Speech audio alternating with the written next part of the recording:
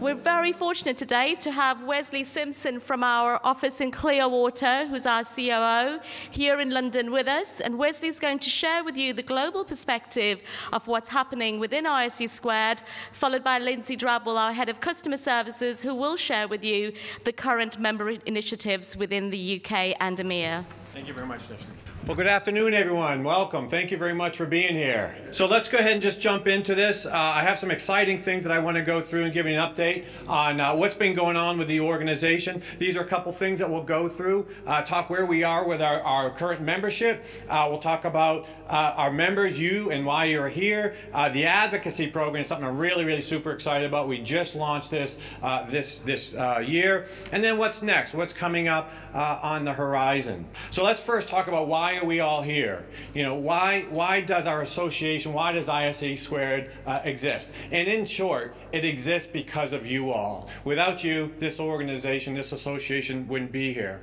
One of the areas in which we've invested time recently is really how to focus and define our profession.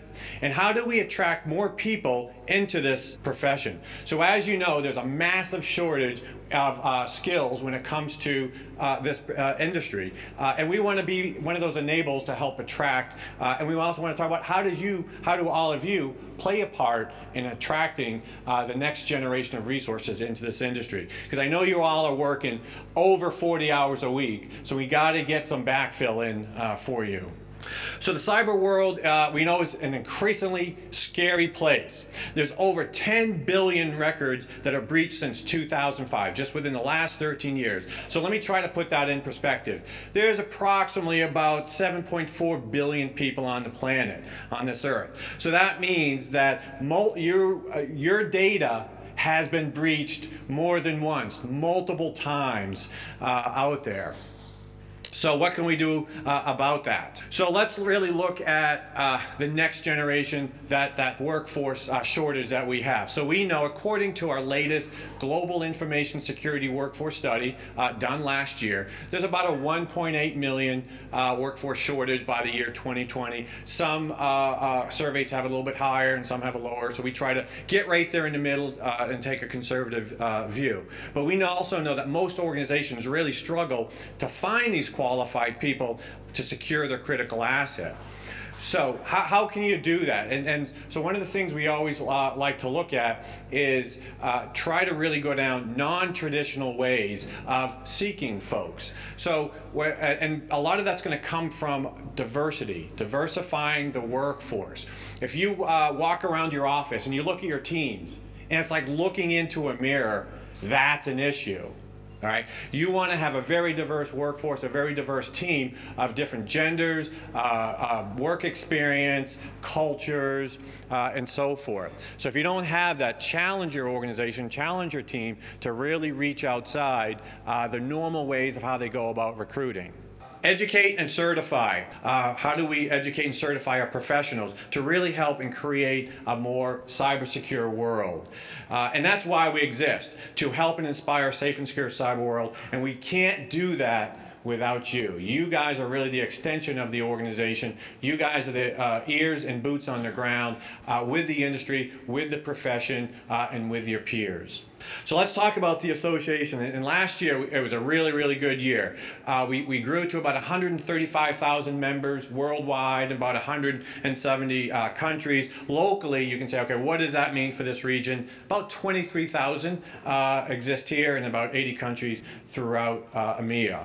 So we welcomed, if you look, when trying to do the math, it's about 14,000 new members that came into the organization this year as new certified professionals. So it's all about our members, I had stated earlier. That's what we really like to say. Cybersecurity is our purpose, but people, our members, are really our passion. We cannot do this without you. One of the things that we also talk about when we talk about recruiting is don't just go after those technical gurus, you know, those folks that come from computer science and those technical backgrounds. We are hearing more and more from your employees and from organizations. It's very important to start looking at some of those soft skills. We need folks that can take that data and be able to mine it and then and manipulate it to really tailor it to that audience that they're talking to. So if you're talking to a C-suite, you're going to want to be able to take that information and those financials and do it at that level versus your peers or maybe the marketing department. So you really have to have those communications and collaboration skills to be able to do that. So next I want to actually show a video. In this video, believe it or not, this was created by our CEO. This is how hands-on Dave Scheer is with this organization. But he built this with you guys in mind, and you were his inspiration. It's 3 a.m. and your company's CEO and board of directors are home asleep. But there's a data breach alert at headquarters. Who do you want running your cybersecurity program and securing your critical assets? Attacks happen, but ISC Squared certified cybersecurity professionals can help you prepare for, prevent, and recover from cyber attacks. Be ready. Hire ISC Squared associates and certified pros. At ISC Squared, cybersecurity is our purpose. People are our passion. All right, so what do you guys think about that? Was that a pretty good representation of who you guys are and what you do? No? No, we got to go back to the drawing board. Is that what I'm hearing? Okay, so when we talk about what's driving our strategy behind everything we do for ISC Squared, we use enrich, enable, and excel. And you're going to see this throughout the year. And this is really a key theme that we're building on. You'll see it in our booth, you'll see it in our marketing, you'll see it in our PR. And we ask ourselves, is what we're doing to create more, what are we doing to create more enriching content? So hopefully you start to see a lot different messaging and more communication really about what you guys all do and how we can start to make that reach a broader audience, but also make it a more attractive industry and profession. So we want to be able to help enable you all in your jobs to be more focused. So let's talk a little bit about a 7-year plan. So I think I introduced this before a number of years ago to let you know what's going on within the organization. So we started this back in 2015, and it was really about a digital transformation, bringing up our products and our services to where they need to be to best utilize and operationalize any of the products we have that we can roll out to the membership. So we had to start in our own backyard. We had to start with our internal ecosystem and architecture that was so old. I mean, we're talking 12, 15 years old. So we started a 3-year effort back in 2015 to really modernize and strengthen our core. And we're coming up to the end of that. Now, I know a lot of you are asking, well, I haven't seen it. Where is it? Well, you're partially right. So a lot of that was so old that we had to start at ground zero and ripping it out. And so a lot of those operational efficiencies were all gained internally, getting away from some of those manual spreadsheets and actions to more automating it. And so now we're going to be getting into the optimize and really bringing these efficiencies externally to you all. You might have started to already see it. The new CPE simplification model, the new online endorsement process, whereas before you just had to like go through reams and reams of paper, fax documents in. It was just very clumsy, very time consuming, and now we've drastically cut that down to more digital experience that you can do in minutes rather than hours or days. And then lastly, as we start to get into the outer years, this is really where we start the rubber hits the road, where we're really going to be able to take a lot of the ideas that you guys have and start implementing it, because we've got that base foundation, we've got those platforms at scale that we can start to really configure and bring in all of your ideas on what you want to be able to start to see. And of course, that's all built upon fostering business excellence and our culture. Culture is very, very, very strong to our organization. And in fact, so much, we have that built into our hiring process. Every position that we post out for hire, we really look at and focus around these 5 core values. And these 5 core values, we have them hanging up all around all of our offices around the world. And so when I kind of talked about earlier about the technical skills versus the soft skills, these are some of those core soft skills that we look for in our employees. GDPR. So we are finally GDPR compliant. Right, Yves? Well, you don't know. You're not going to buy into that. All right. So as of May 25th, we did launch, and we are GDPR compliant.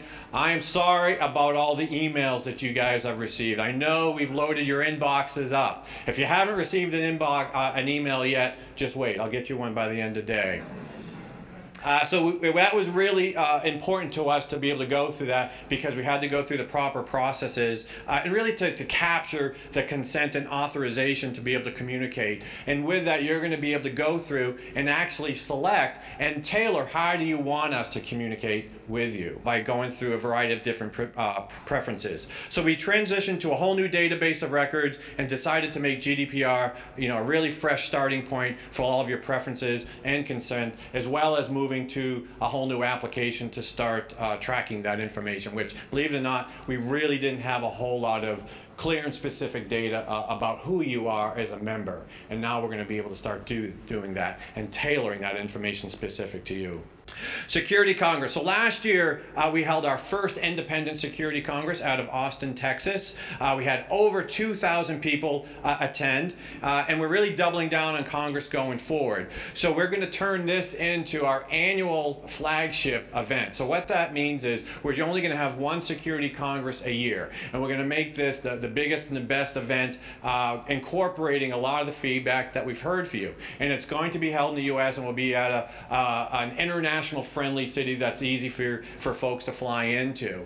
Now what that also means is that still within your regions, you're still going to have your localized secure summits, a little bit smaller, but tailored to that specific country or that specific region for those members' needs. So those are still going to be happening, but we are going to have a global security conference that will have international speakers and international tracks.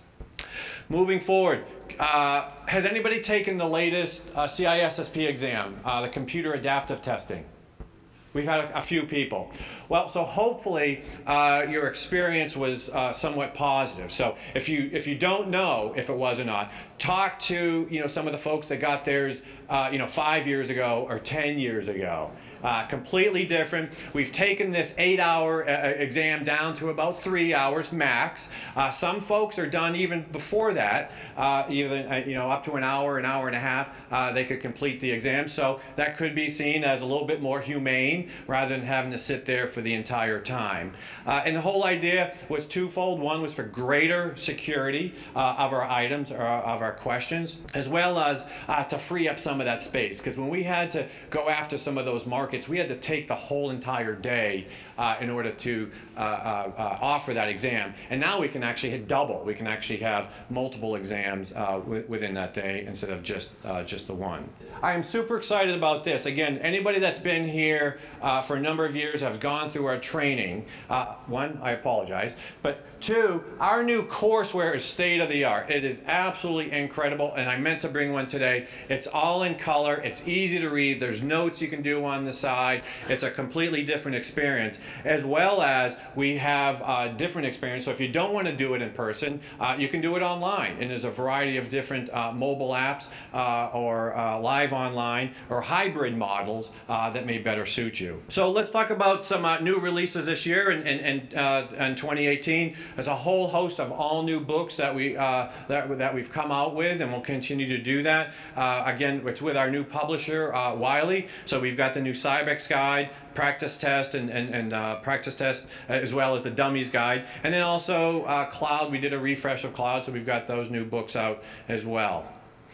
The other thing you may have noticed if you've logged into your portal, we have a whole brand new learning management system called ISE Squared Learn. And this is really, it's going to be your area that you're going to be able to come in and learn and take different courses. And they don't have to be full-blown certification courses. That could be just training. So we're able to start to capture what you're working on, what are those other areas that you may be weak in, and eventually be able to help with some assessments to be able to take your career to the next level. So we've got the first iteration rolled out there called ISE Squared Learn. Next is our online community. I always say when folks ask us, why should I become an ISE Squared member? And it's because of the folks sitting in this room right here. The greatest asset this organization has is its 135,000 members. Being able to be a part of that, being able to network, being able to reach out to your peers across the globe and get coaching, mentoring, or checking in what's working for them, getting lessons learned, or if they've experienced a certain malware or certain breaches, how they've solved it. This is the place to do that. The online community is to help foster that forum where you guys can come together and network and collaborate. So chapters this is also a great way to learn, to connect, share best practices. So we've got about 128 chapters worldwide in 46 countries, about 22,000 members, and also non-members that are part of these chapters. The Center for Cybersecurity and Safety, this is the next iteration of materials from Garfield. So then last year in 2017, I think they really had a great record-setting year for the center. They expanded a lot of their partnerships, and Jim Davis, who's a cartoonist for Garfield, created additional cartoon characters as well as comics and videos, and those are all, you can be found out on Safe and Secure Online. Some other great things that the center has done. They've done $1 million in scholarships, and these scholarships have been awarded to kids going into various colleges, as well as women, as well as those folks that meet the criteria that we felt really map back to some of our core values of who we would like to be able to sponsor. And we actually doubled the amount of applicants that have requested scholarships. So this is a great tool that we like to be able to offer to students. The Cybersecurity Advocacy Program, this is something that we launched this year. It's brand new. We've got one cybersecurity advocate currently hired over in the North American region. We're going to be doing the same in EMEA and LATAM and APAC. And the whole idea is that this individual will help really be that advocate for you, advocate for the members, the industry, and the profession. They're going to be working hopefully with you all to help gather ideas, strengthen the profession, influencing policy, make sure we're represented on state, local, and federal governments, various institutions, whether it's public, private, and really representing that direct pipeline back to the organization that the advocates will be fulfilling with you all.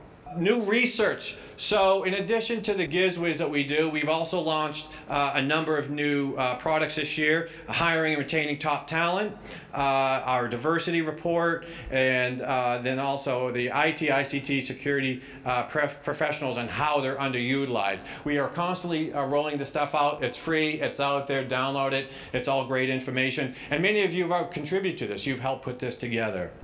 Strong member engagement. So members, we really want you to participate. We encourage everyone to get involved. We've got the Board of Directors election that's going through. We actually had 4,000 votes recently, which is actually one of the highest that we've done. June 7th, the slate to the membership, and then a month from now, then we'll have the petitioning process, and then we'll get into the actual election in September. Strongly encourage all of you to participate, and I strongly encourage all of you to try to get and exercise your rights to get on the board.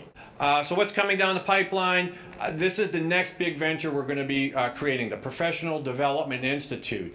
This comes from you guys. This comes from those requests saying, I want this type of training, I need this type of hands-on, or I need this type of access to various other types of benefits. We're going to be creating and have created different micro-learnings, different maybe even certificates that you guys could utilize for CPEs, or maybe you just want to learn about it from a different area that you just don't have access to in your current job. We recently have completed a GDPR course, a security awareness course, and then also instilling a cybersecurity culture into your security team. So there's a whole host of lists of micro-learnings that we're gathering from all of you that we're going to start to really develop and be able to offer. And that's all going to be hosted on that ISC Squared Learn site. And that's all I have. Thank you very much. Thank you very much, Wes, for that. And I'm here to talk about some sort of member initiatives, what we're up to in the region, and how we're looking to really benefit you as members. I will start with this. The more diligent of you will have noticed that we have launched a new CPE portal in the past couple of months. I know certainly I was on the stand all day yesterday here, and quite a few of you came over to talk about it, to ask about it. We've exchanged a lot of questions from members about this. What I would say is that please bear with us. We do have several more development phases for the new CPE portal, including, yes, making everything chronological. I know that's been a big bugbear with a lot of you for saying, why is it that you're making my CPE so much harder to find, or I can't actually get the order together? It's not intentional, we promise. We know that the administration of CPEs takes a lot of your time, so we're not, I promise, setting out to make that harder for you. So you will definitely notice some improvements. And please do continue to give us your feedback on that, because without that feedback, we don't know exactly what we can do to continue to make it better. So keep an eye on that, because it will be much improved over the coming months. Taking you on to the Secure Summits. So Wes mentioned that there will be one Security Congress, and that we'll be focusing here in EMEA on the Secure Summits. Hopefully a lot of you have been to our events previously, and for this year we are delighted to say that London is our venue. The Kia Oval, which any sports fans out there will know is a cricket ground, and it's taking place on the 19th to the 20th of September. So here we've got the link, securesummits.isc2.org. Registration is now open for this event. It's 2 days, it's 16 CPEs, but we've got over 14 educational and thought-provoking sessions, and bringing together over 400 industry colleagues. So it really is the best place to come and network with your peers, hear some fantastic educational content.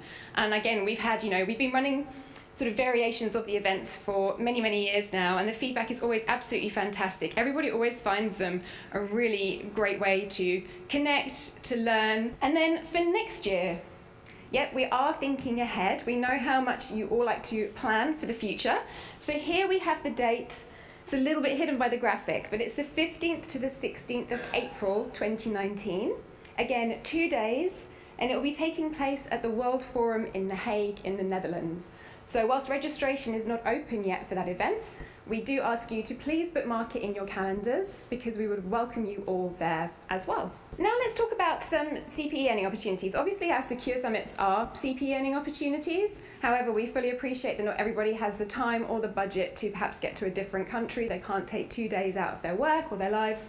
So our webinar channel, we have a dedicated EMEA webinar channel, and it's growing from strength to strength. We now have over 37,000 subscribers to our EMEA webinar channel. And whilst we do have other webinar channels operating across the organisation, for EMEA we have weekly new content-rich education. So if you tune into a webinar and stay with us for 45 minutes, you can get 1 CPE for that. They all take place as a kind of lunch and learn session. They're typically from 12 till 1 o'clock. However, we record all of them, and we have over 100 hours of archive sessions. So if ever you're worried about getting your CPEs, if ever you come to us and say, I don't know what to do, I'm coming up to my deadline, I'm running out of options to get them, then please do visit our webinar channel, because all of our archive sessions, you can also earn that vital CPE. And again, we're sort of developing the content all the time.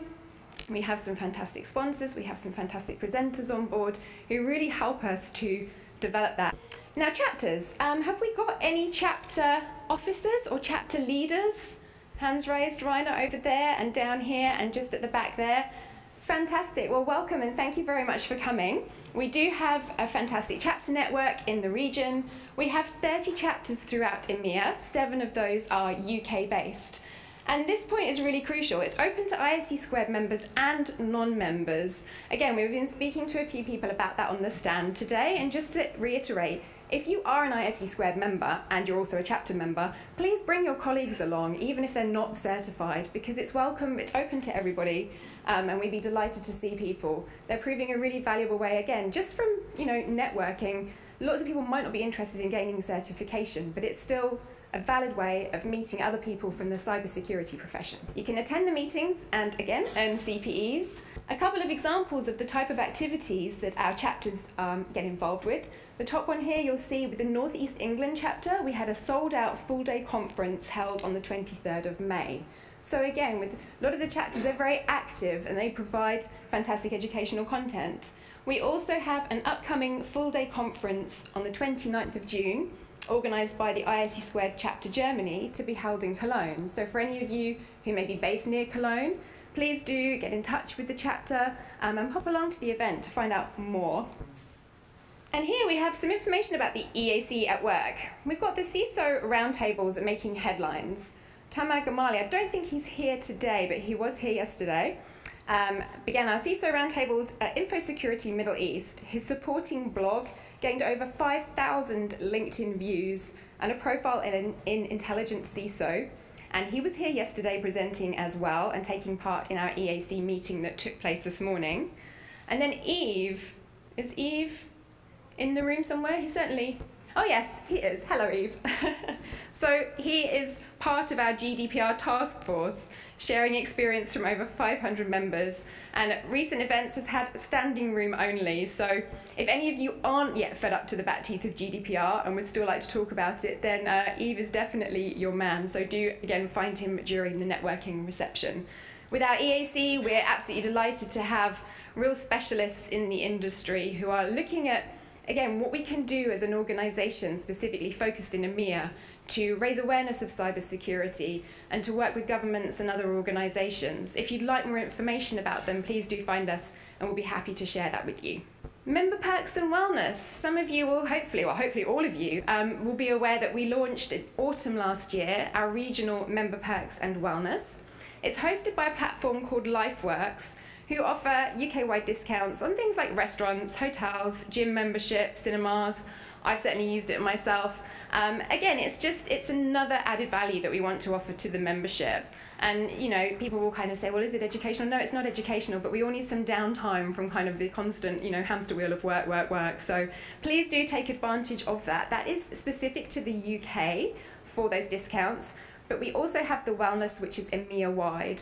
So that is a platform which offers confidential support and is available 24/7, from everything through to career advice, to financial advice, to health advice. If you're having to deal with something sad like a bereavement, it's a really, really good opportunity for you to talk to somebody in confidence. We don't take any information away from that. It's simply there as a service to our members.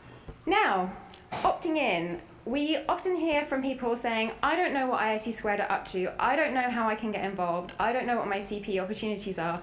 Please do take some time to update your preferences, because if you don't opt in, then you won't hear from us apart from the mandatory notifications about your certification. So you'll always hear from us to say your CPEs are due, your AMFs are due. That's something that you can't opt out of in order to maintain your certification.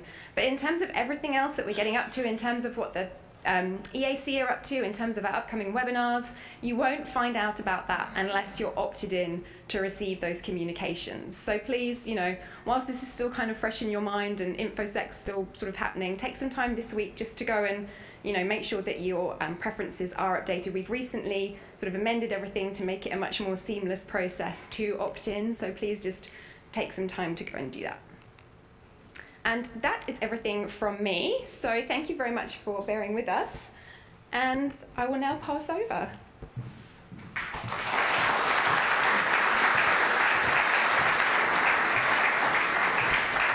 It is wonderful to see so many people here today. It's absolutely wonderful, and the room's full, and you're all really very, very welcome to get more engaged with what we're doing and what Lindsay's just shared. Saying thank you and celebrating success is key to what we do, and this reception provides a wonderful opportunity to do that. So I'm delighted to call upon Wesley Simpson, our COO, back on stage to share with you a celebration that we would like to do today.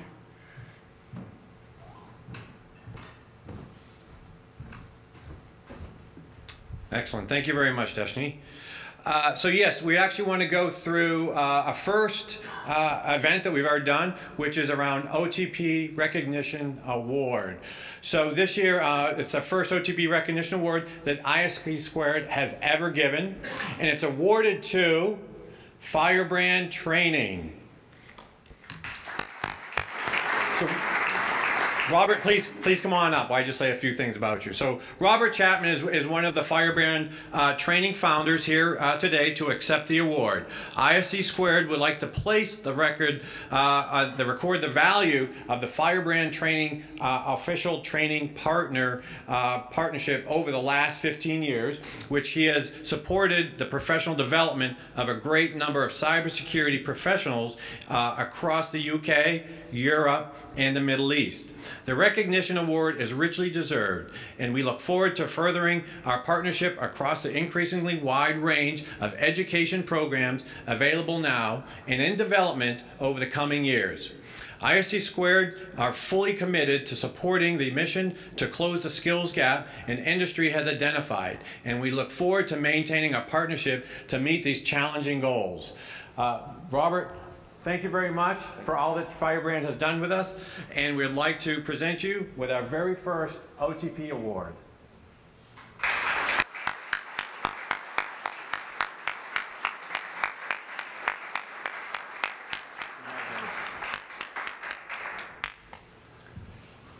Thank you very much. Ladies and gentlemen, we will now move on to question and answer session. Sorry to start off with something that I feel is a little bit negative. It's a little bit convoluted as well, so I'll get to the point. What are you doing with regard to focusing on quality of the profession, if you will, in people? So, for instance, I had a specific example about a year ago with ISC Squared where I had someone on LinkedIn coming to me saying, can you nominate me to become a CISP? I'd never met them before, never done anything with them, in fact I said, look, I can't do this. I even reported it to you guys.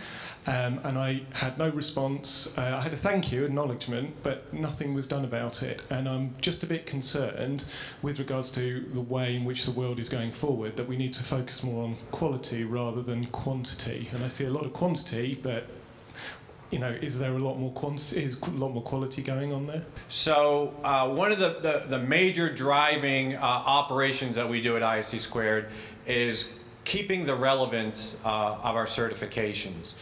So if any of you have been a part of any of the item writing sessions or workshops, it's not an easy process. I mean, it's very time consuming, and we put a lot of effort that goes through this, and we continually do these every single month. We're holding these workshops to make sure that the value and relevance of our certifications and the ones that you hold stay up at a certain level. So with that, you also know that becoming a member isn't just passing the exam. That you still have to have the years of experience as well as the endorsement. So who better to endorse new members than existing members? So we know that sometimes new members or new members to be don't always know someone that they can contact. And so there's various things that they try to do is look up people on LinkedIn or other social media and try to go and target anybody that has an ISC Squared certification. For you guys, if you do not know them, it's okay to decline, because what will happen is then that will force them back to us as the organization, and then we will go through a more manual background check and endorsement process that our staff will take on. So if you guys do not feel comfortable or know enough about that individual that's coming forth and asking you for an endorsement, refer them back to us and we will do that for you.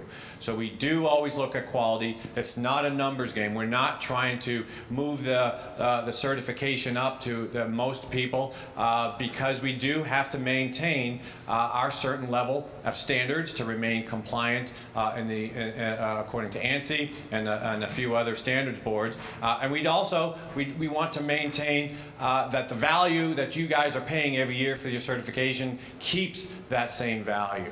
So the pass rates, they haven't gone up. It's not any easier with the introduction to CISSP.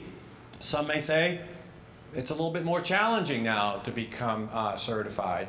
So quality comes first, and we will never sacrifice quality. I'm not sure if that answered your question, but that's sometimes things get through, and as members, you also have the ability to launch if there's ethics or violation complaints on any member. We do take that back. We do a whole investigation. We get the board of directors involved, and that is a very detailed process that we go through. And yes, we do take back and terminate certifications for violations of particular members. Hi Wes, Adam Castle, independent cybersecurity professional. I had the good fortune to see you facilitate the discussion yesterday about the plugging the kind of skills in the profession with the roundtable discussion. Two questions. Firstly, what did you think of the presentation where the guy said that thought the Certified Information Security Manager was a kind of gold standard in cybersecurity professionalism, and also a question around a chartered cybersecurity professional, which is currently offered by the Security Institute, but not necessarily a information security professional standard. I just wondered what you thought about it. So let me answer that first question first, and then I may have to ask you to kind of repeat it in a different manner for that second part. So when it comes to certifications, there's tons of certifications out there. And I think it really gets back to the individual. What's the right certification for you, for your particular job, or your for a particular career path? So, I'm not going to say which one's better than, well, yes, of course we're the best, but Asaka has a great certification, as well as other competitors, and I think it really takes that due diligence on the individual to do that research and say, okay, what's the differences between them all, and what's my goal? What am I really going to try to whatever am I striving for, and which one's going to really help me to get there? Because when you look at the CISM, or you look at the CISSP, or CompTIAs or SANS, they're not all the same. They all have particular niches that they do very, very well. They have different experience levels and different quality levels, and so that's a personal choice. You have to really look at yourself and say, okay, what's best for me, and where do I want my career to go? So the second part of your question, I didn't quite get it. Could you restate that? One of the questions from the audience was, does the cybersecurity profession feel there is a need for a chartered security professional?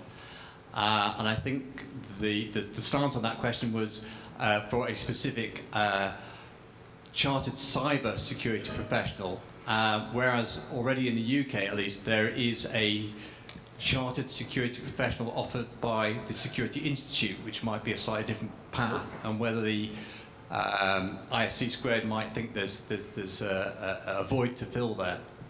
Yeah, so that's kind of a tricky. There's a lot of great certifications out there, and a lot of associations and agencies that operate in that space. I think as an industry and as a profession, that's something that we need to ask. If there is a particular area that's being not met, and you feel like we should get into that space, then we will definitely entertain that. We really try to look at our resources, physical and financial and people, to say, okay, how can we best utilize this for our members? Because it's not always just to go out and make money. That's the great thing about working for a nonprofit. It's that ability to give back to the profession, give back to the industry. And if you guys come back to it and say, hey, there's a void, and you guys really need to go after this chartered cybersecurity professional through a certification, or maybe a lower level certificate, then we will definitely look into that. But for us just to come out of the gate and do that, typically we don't do that unless we're either directed by the board or directed by the members.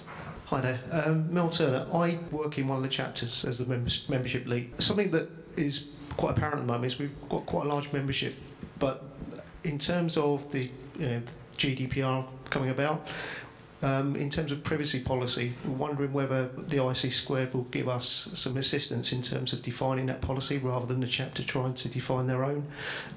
It's something that's of a concern because obviously a number of members that we hold at the moment, so it'd be interesting to know your thoughts on it. Yeah, absolutely. So it's something that we have previously had to look at in the sense that we asked the chapters more or less to kind of self-govern. So obviously you're holding those details instead of us. But please do get in touch with us because, as you say, with the advent of GDPR, it's something that we need to look at to make sure that there is uniformity across all of our chapters to make sure that the data is being held in the correct and proper way. And as I said, that uniformity is very, very important.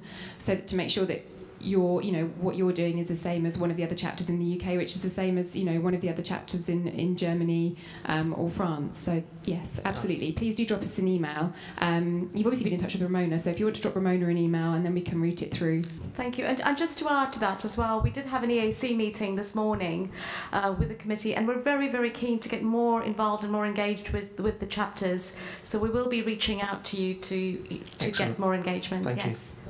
Already touched on the diversity with the scholarship schemes in the States and trying to get more ladies into cybersecurity as a whole. But what's been done in Europe, especially, about trying to get kids? Because I look around and I can't see that many people in their 20s in this room. My son's just finished a master's, and all the way through university, nobody else knows about ISC squared or SACA or many other. So what's ISC Squared going to do about trying to get a new blood into our profession?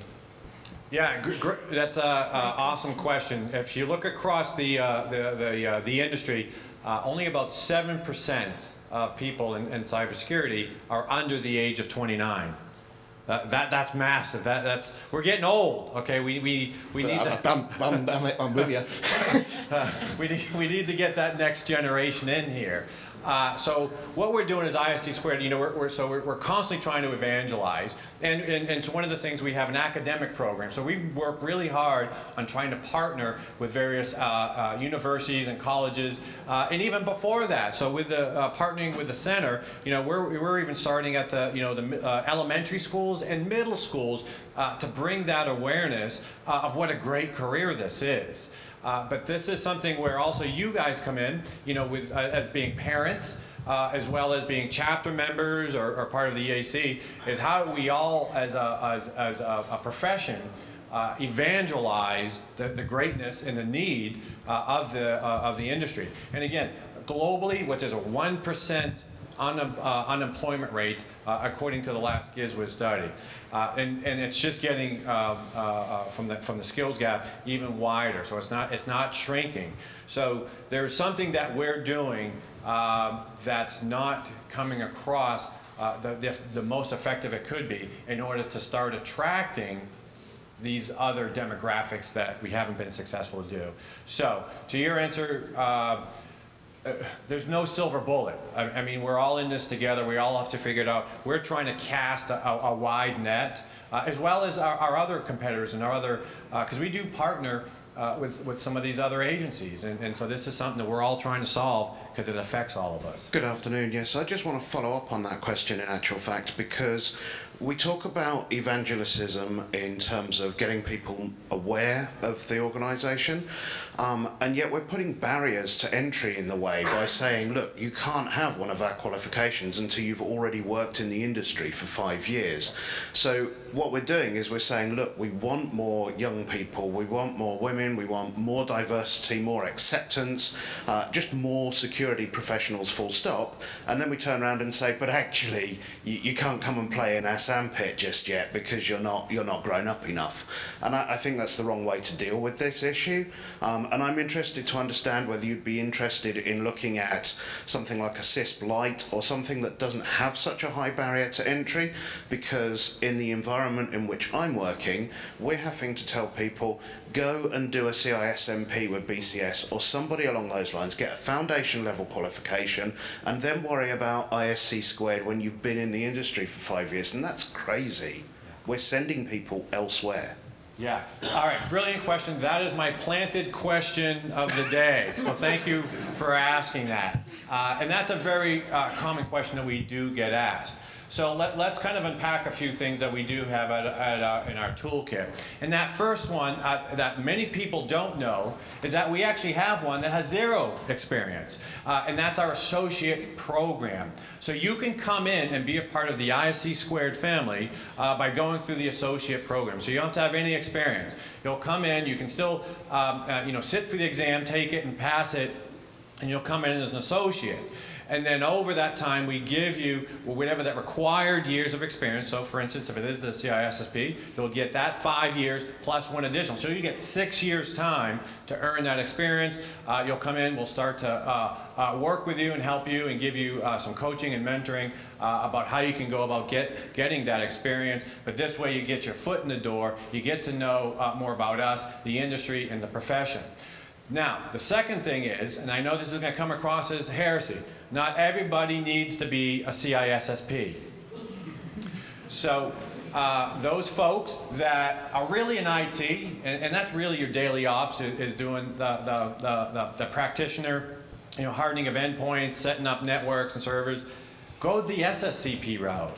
That's only 1 year, and it's just, do we have any SSCPs here? So I ask this question a lot, and most of the folks, when I ask, which do they value more, the ones that hold both, they say they value the SSCP more than the CISSP because the SSCP was more detailed and actually harder to get. So it just depends on where you are. And when we look at the younger generation, they're exposed to technology a lot sooner than we are. They are picking these skills up when they're still in middle school and in high school. So by the time they graduate from high school, they've already got hands-on experience. Maybe not from a job standpoint, but experience enough to be able to sit for one of our exams. So we don't block anybody from sitting through the exams. They can sit through it. Once they pass, we bring them in at the associate. We work with them over the next number of years. And then once they get that experience, we automatically will flip them to actually become a full-fledged certified member. And just to follow up on what Wes has just said, actually, we had this exact scenario at the stand earlier today. So there were three gentlemen who came over, one of them who's thinking about doing the CISSP, but he had 2 apprentices with him, asking more or less exact that question. What can, I want to get both of these young men into the information security profession, and, this is the areas that they're both working in, and what can we actually offer them? And so I spoke to them, all 3 of them, and it did work out, actually, that for one of them, the SSCP was the route that, at the moment, he was going to go down, and then one of them would have been an associate of ISC Squared with a view to kind of taking the CISSP further down the line. So, but again, we do offer things, but it's making, raising that awareness to make sure that people understand that there are those options. And we just completed a security awareness training course. It's not a certification, but it's a training course that we are launching. And one of the things that the board actually would like us to go after is just that, an entry-level cert or certificate or certification to help get people that don't have that experience in through this pipeline. So that is something in the works. The PDI that I talked about earlier, the Professional Development Institute, that's one of the things that they have on their roadmap to solve. Excellent. Thank you. So, following on from the last 2 questions, there's a theme developing here. Yeah, it's interesting. I think maybe there's a lot of us that feel the same way. My son, similarly, just finished his master's maybe 3 years ago. He's been working for the past 3 years. I'd like to get him interested. He's writing back-end software for finance. He needs to know this stuff. He's got a good head on his shoulders, but I was thinking, I didn't know about the associate program. Nice to hear about it. How about offering some of the online training free to people who become associates so that they can get a flavour and start ramping up? And if they start to see what ISC is about, they're more likely to engage. And some free quality training would, I think, help entice people like that. Because they don't have the time. The number of hours they work makes it difficult for them to engage like we are now. But if they've got an hour to spare, you got them. Exactly. So what you're touching on, again, that reinforces why we're really creating that PDI. They're going to be coming out, and their main charter is to create content, create training, both for members, and for non-members. So for members, we would always try to get it for free or close to free as much as possible, and for non-members, you know, be able to charge a little bit something for them to be able to consume that content. But hopefully over the next year, you're going to start seeing us have a much stronger foothold on the training of non-certification type materials to start getting people aware of this field, and also to maybe pick up other areas and other skill sets. For instance, maybe like pen testing. Maybe you want to learn more about pen testing. We'll offer that. And these will all be CPE opportunities as well. So it's a valid point. We hear it quite a bit. I like to say that, you know, through the PDI, we've heard you, and we're going to start putting the wheels in motion, that roadmap of really starting to build out that curriculum that's going to help both members and non-members. And I just want to say thank you as well for that question and raising the fact that we clearly need to do a lot more to raise awareness about what's available as well to young people. So thank you very much for that. It's a question about the Secure Summit. Is it just going to be one per year for all of EMEA, as opposed to previous years where we've had one in the UK, one in DAC, Benelux, that sort of thing? I can pick that up. Yes, currently that is the plan. So there'll be a Secure Summit at The Hague in 2019, and we will be having one in London in September this year. So the model's changed then from... I beg your pardon? It's changed from previous years then? Yes, it has. All right, thank you. That is the current status, yes. Thank you. The question is, since I'm a security architect, and I think it was briefly mentioned before, the new self-paced course for the concentration, for the architecture concentration, which I think is not yet online, so the ISSAP. I think the exam was changed more than 1 year ago, like in 2017, and there is still no CBK book, there is no common base of knowledge. And there is in the community forum that you have in your new website, by the way, compliments for the new website is really cool, especially the reporting system for the credits. I liked it a lot. Finally, we got out of the 1990s. It's much better than the Isaka one, which is still in the 1990s. But in the community section, the forum, there is months of people questioning or asking when the new CBK for the concentration for architecture is going to be released, and it seems there is a new exam released in July 2017, but if I want to actually pass the exam, I have to read like an encyclopedia now. There is lots of books that are suggested, going to the Harald Tipton master book, 2 edition of it, the 5th and the 6th. So 2 encyclopedia I have to read.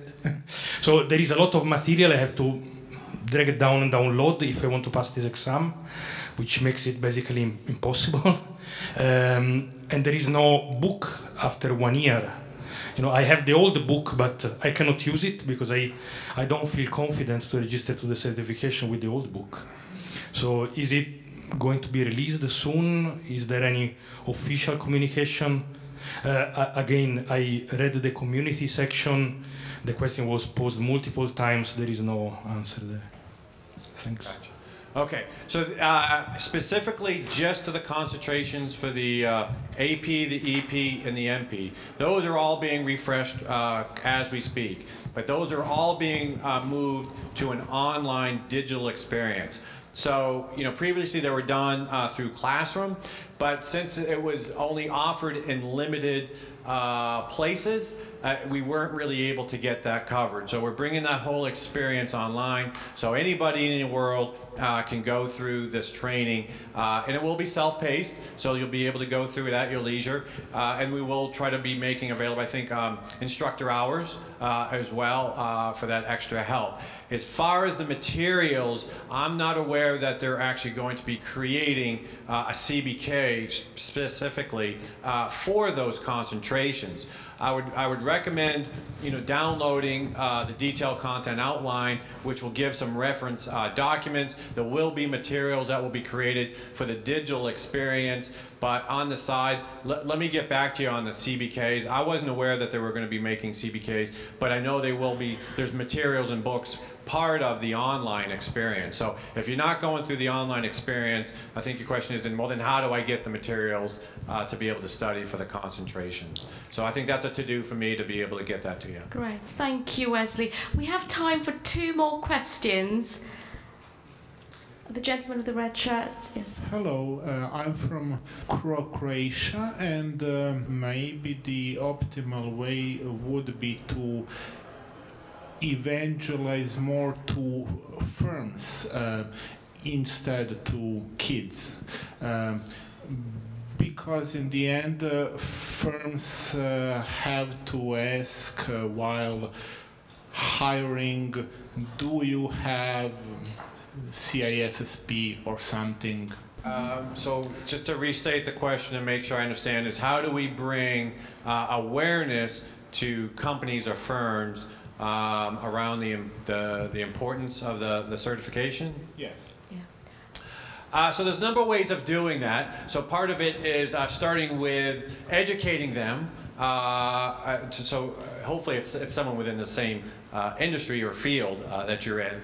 But to bring the education around, okay, what is the difference in the value between the CISSP and maybe some of these other certifications that what you could be obtaining. Unfortunately, what a lot of companies do, they go for whatever's cheaper. You know, and we know that the CISSP, it's not cheap. It's probably a little bit more expensive than some of the others. But I think when you look at the value that it brings to the individual, that they're going to be able to bring back to the organization because of the network that's behind, or the organization that's behind the certification, that will help you as an individual become stronger and have a vast network that you can tap into, that you'll be able to be a better and stronger asset to the organization. Show them that, you know, go through sort of the domains, the curriculum, you know, what you learned on this one versus the other. So it's going to be, and we have a ton of, if you go out to our site, we have a lot of, you know, marketing literature. So let us do some of that heavy lifting for you. Let us do that selling. We've got videos out on YouTube that talk about the brand, that talk about the value of CISSP. You know, put those in front of him. Let that do the talking. So there's quite a few resources that we've created that I think will be able to help with that conversation. But I think ultimately it's going to be on you, the individual, to say, okay, this is what's best for me, and here's why. And then here's how I can be a better asset to you and to the company. And just to complement that as well, one of the key strategies we're looking at is how we're going to increase recognition. So the team will be looking at that. So do come and speak to us about your ideas, because we do want to get into organisations and ensure that our certifications and training are recognised for employability. The National Cyber Security Centre here in the UK have recently embarked on consulting and creating their own body of knowledge around cyber security, some of which seems to be almost reinventing the wheel ISC² already defined very well. Is there any dialogue between the organisations on this and how they will either differ or complement each other? Or is it something that's happening in complete isolation, as wondered? Could you repeat, which organisation was that? The National Cyber Security Centre here in the UK, NCSE. I can pick that up. We are in conversations, and we're hoping to get more information next week, and as soon as we do, we will be sharing that with our members as well. So there is dialogue happening, most definitely. I just want to take this opportunity, we don't have time for any more questions, but just to say we're all going to be here until 5:30. I want to invite you to join us for canapes and drinks and frozen cocktails, which my colleagues have managed to get as well. So there's frozen margaritas and mojitos. So please join us in celebrating and talking and sharing and continuing the discussion. And we also have some live music for you this evening as well. So thank you very, very much for your time, and thank you for being here with us this afternoon.